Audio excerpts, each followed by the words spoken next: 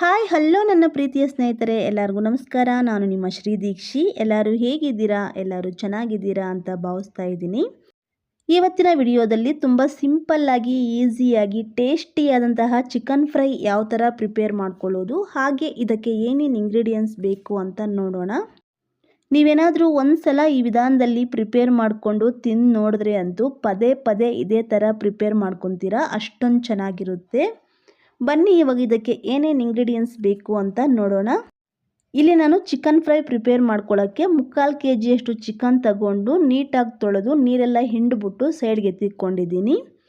ಹಾಗೆ ಸಣ್ಣಗೆ ಹಚ್ಚಿಟ್ಕೊಂಡಿರುವಂತಹ 2 ಈರುಳ್ಳಿ, ಸಣ್ಣಗೆ ಹಚ್ಚಿಟ್ಕೊಂಡಿರುವಂತಹ ಅರ್ಧ ಹಿಡಿಯಷ್ಟು ಕೊತ್ತಂಬರಿ ಸೊಪ್ಪು, ಸ್ವಲ್ಪ ಕರಿಬೇವು ಸೊಪ್ಪು, ಅರ್ಧ ಹಿಡಿಯಷ್ಟು ಪುದೀನ ಸೊಪ್ಪು, ಸಣ್ಣಗೆ ಹಚ್ಚಿಟ್ಕೊಂಡಿರುವಂತಹ 1 tomato, 2 table spoon cooking oil, 4 ಹಸಿಮೆಣಸಿನಕಾಯಿ, 1 ಇಂಚಷ್ಟು ಶುಂಠಿ, 10ರಿಂದ 12 ಬೆಳ್ಳುಳ್ಳಿ ಎಸಳು, 1/4 ಚಿಪ್ಪಷ್ಟು ಹಸಿ ಕೊಬ್ಬರಿ, ರುಚಿಗೆ ತಕ್ಕಷ್ಟು salt, 1 teaspoon garam masala, 1 teaspoon chicken masala, 1/2 teaspoon ಧನಿಯಾ ಪುಡಿ, 1 teaspoon chilli powder, 1/4 teaspoon ಅರಿಶಿನ. ಇಷ್ಟು ಇದಕ್ಕೆ ಬೇಕಾಗಿರುವಂಥ ಇಂಗ್ರೀಡಿಯೆಂಟ್ಸು.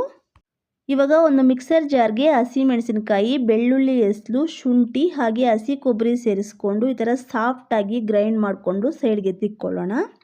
ಇವಾಗ ಸ್ಟವ್ ಆನ್ ಮಾಡಿಕೊಂಡು ಕಡಾಯಿ ಇಟ್ಕೊಂಡು ಕಡಾಯಿ ಬಿಸಿಯಾದಾಗ cooking oil ಸೇರಿಸ್ಕೊಳ್ಳೋಣ.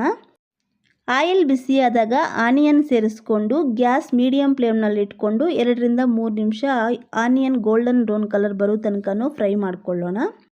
Chicken fry prepare ಮಾಡ್ಕೋಬೇಕಾದ್ರೆ onion ಸ್ವಲ್ಪ ಜಾಸ್ತಿನೇ ಸೇರಿಸ್ಕೊಳ್ಳಿ, ಚೆನ್ನಾಗಿರುತ್ತೆ. ನೋಡಿ ಈ ಥರ ಸ್ವಲ್ಪ ಗೋಲ್ಡನ್ ಬ್ರೌನ್ ಕಲರ್ ಬಂದಾಗ ಕರಿಬೇವು ಸೊಪ್ಪು ಹಾಗೆ ಪುದೀನ ಸೇರಿಸ್ಕೊಂಡು 20 ಸೆಕೆಂಡ್ಸ್ ಫ್ರೈ ಮಾಡ್ಕೊಳ್ಳೋಣ. 20 ಸೆಕೆಂಡ್ಸ್ಗೆಲ್ಲ ಪುದೀನ ಸೊಪ್ಪು ಫ್ರೈ ಆಗೋಗುತ್ತೆ. ಇದೆಲ್ಲ ನೀಟಾಗಿ ಫ್ರೈ ಆದಮೇಲೆ ಸಣ್ಣಗೆ ಹಚ್ಚಿಟ್ಕೊಂಡಿರುವಂತಹ ಟೊಮೆಟೊ ಸೇರಿಸ್ಕೊಳ್ಳೋಣ. ಟೊಮೆಟೊ ಚೆನ್ನಾಗಿ ಫ್ರೈ ಆಗಿ ಟೊಮೆಟೊದಲ್ಲಿ ನೀರು ಬಿಟ್ಕೋಬೇಕು, ಅಲ್ಲಿ ತನಕನೂ ಫ್ರೈ ಮಾಡ್ಕೋಬೇಕು. ಇವಾಗ ಇದಕ್ಕೆ ಒಂದು ಲಿಡ್ಡು ಅಥವಾ ಒಂದು ಕ್ಯಾಪ್ ಕ್ಲೋಸ್ ಮಾಡಿ 2ರಿಂದ 3 ನಿಮಿಷ ಚೆನ್ನಾಗಿ ಫ್ರೈ ಮಾಡ್ಕೊಳ್ಳೋಣ. ನೋಡಿ 2ರಿಂದ 3 ನಿಮಿಷ ಆದಮೇಲೆ ಟೊಮೆಟೊ ಸಾಫ್ಟಾಗಿ ಫ್ರೈ ಆಗಿದೆ, ಟೊಮೆಟೊದಲ್ಲಿ ನೀರು ಬಿಟ್ಕೊಳ್ಳೋಕ್ಕೆ ಸ್ಟಾರ್ಟ್ ಆಗಿದೆ. ಇವಾಗ ನಾವು ಫಸ್ಟೇ ಪೇಸ್ಟ್ ಮಾಡಿ ಇಟ್ಕೊಂಡಿರುವಂತಹ ಹಸಿ ಮೆಣಸಿನಕಾಯಿ, ಹಸಿ ಕೊಬ್ಬರಿ, ಶುಂಠಿ, ಬೆಳ್ಳುಳ್ಳಿ ಎಸಳು ಪೇಸ್ಟ್ನ ಇದಕ್ಕೆ ಸೇರಿಸ್ಕೊಂಡು ಸ್ಟವ್ನ ಲೋ ಮೀಡಿಯಮ್ ಫ್ಲೇಮ್ನಲ್ಲಿ ಇಟ್ಕೊಂಡು 2ರಿಂದ 3 ನಿಮಿಷ ಫ್ರೈ ಮಾಡ್ಕೊಳ್ಳೋಣ. ಈ ಪೇಸ್ಟು ಸೇರಿಸ್ಕೊಂಡಾದಮೇಲೆ ಕೈ ಆಡಿಸಿ ಮಿಕ್ಸ್ ಮಾಡ್ತಾನೆ ಇರಬೇಕು, ಇಲ್ಲ ಅಂದರೆ ತಳ ಹಿಡಿಯೋ ಚಾನ್ಸಸ್ ಇರುತ್ತೆ. ಶುಂಠಿ ಬೆಳ್ಳುಳ್ಳಿ ಪೇಸ್ಟಲ್ಲಿರುವಂತಹ ಹಸಿ ಸ್ಮೆಲ್ಲೆಲ್ಲ ಹೋಗೋ ತನಕನೂ ಫ್ರೈ ಮಾಡ್ಕೊಂಡಾದಮೇಲೆ ನಾವು ನೀಟಾಗಿ ತೊಳೆದಿಟ್ಕೊಂಡಿರುವಂತಹ ಚಿಕನ್ ಸೇರಿಸ್ಕೊಂಡು ರುಚಿಗೆ ತಕ್ಕಷ್ಟು ಸಾಲ್ಟು ಹಾಗೆ ಅರಿಶಿನ ಸೇರಿಸ್ಕೊಂಡು ಚೆನ್ನಾಗಿ ಮಿಕ್ಸ್ ಮಾಡ್ಕೊಳ್ಳೋಣ.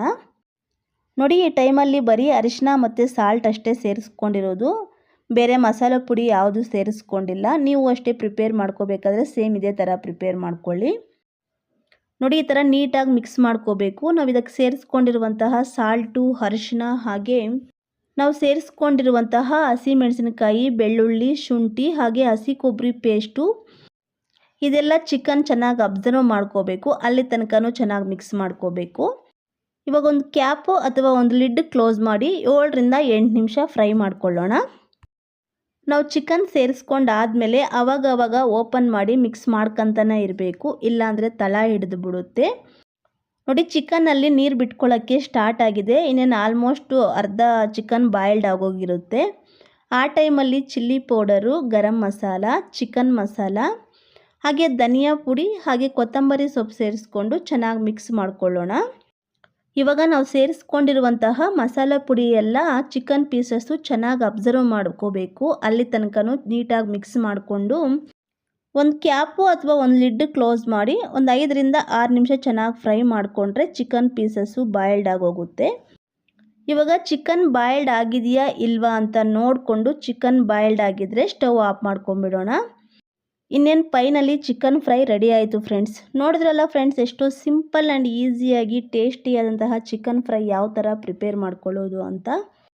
ಸೇಮ್ ನೀವು ಇದೇ ಥರ ನಿಮ್ಮ ಮನೆಯಲ್ಲಿ ಒಂದ್ಸಲ ಟ್ರೈ ಮಾಡಿ ನೋಡಿ, ಟೇಸ್ಟ್ ಅಂತೂ ಸೂಪರ್ ಆಗಿರುತ್ತೆ. ಹಾಗೆ ಟೇಸ್ಟ್ ಹೇಗಿತ್ತು ಅಂತ ಕಮೆಂಟ್ ಮಾಡಿ. ಹಾಗೆ ನಿಮಗೆ ಈ ವಿಡಿಯೋ ಇಷ್ಟ ಆಗಿರುತ್ತೆ ಅಂತ ನಾನು ಭಾವಿಸ್ತಾ ಇದ್ದೀನಿ. ನಿಮಗೇನಾದರೂ ಈ ವಿಡಿಯೋ ಇಷ್ಟ ಆಗಿದ್ದರೆ ಒಂದು ಲೈಕ್ ಮಾಡಿ.